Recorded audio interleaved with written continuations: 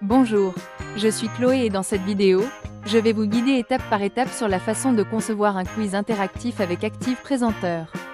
Et avec 13 types de questions prêts à l'emploi, Active Présenteur vous épatera certainement par son processus de création simple et rapide. Et maintenant, commençons. Donc, la toute première étape consiste à insérer la diapositive de questions. Vous pouvez l'ouvrir directement depuis l'onglet Questions ou naviguer vers l'onglet d'accueil, Interaction, puis choisir l'un des 13 types. Après avoir cliqué dessus, vous verrez une nouvelle diapositive de questions apparaître. OK. Vous verrez maintenant que chaque question aura 3 composants par défaut. Titre de la question, pour que vous puissiez saisir le titre de la question. Zone de réponse, dépend de la nature de la question. Cela signifie qu'elle peut inclure une liste d'options lorsqu'il s'agit d'une question à choix multiples, des listes déroulantes, et des espaces vides s'il s'agit d'une question à trous. Vous pouvez également personnaliser les réponses comme en ajouter, cliquer sur le bouton plus, supprimer, appuyer sur supprimer sur votre clavier, ou modifier la mise en page, voler des propriétés. Enfin, le bouton soumettre. Ce bouton permet aux apprenants de soumettre leurs réponses, et vous pouvez également personnaliser ces propriétés comme vous le souhaitez. Maintenant, la deuxième étape consiste à définir les scores, les tentatives et les limites de temps pour chaque question. Jetons un œil à la section Score et rapport dans l'onglet Interactivité.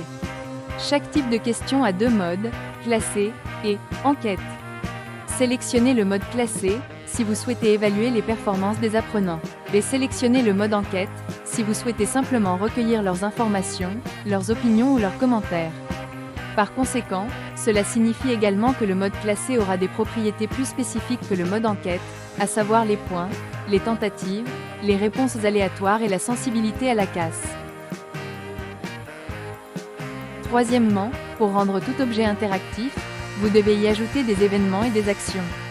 Et en fonction des habitudes des utilisateurs, cette étape et l'étape de ci-dessus peuvent être modifiées dans l'ordre l'une par rapport à l'autre.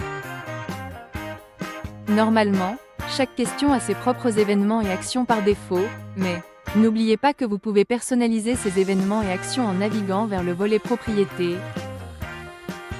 l'onglet Interactivité, la section Événements et actions, puis les ajouter, les supprimer et les modifier comme vous le souhaitez. Enfin, pour que vos quiz interactifs fonctionnent, pensez à les exporter au bon format, qui peuvent être des packages HTML5 ou SCORM dans l'onglet Exporter. La version gratuite de Active Présenteur affiche un logo filigrane dans le mode HTML5. Une boîte de dialogue apparaîtra alors vous proposant de nombreuses options de paramétrage.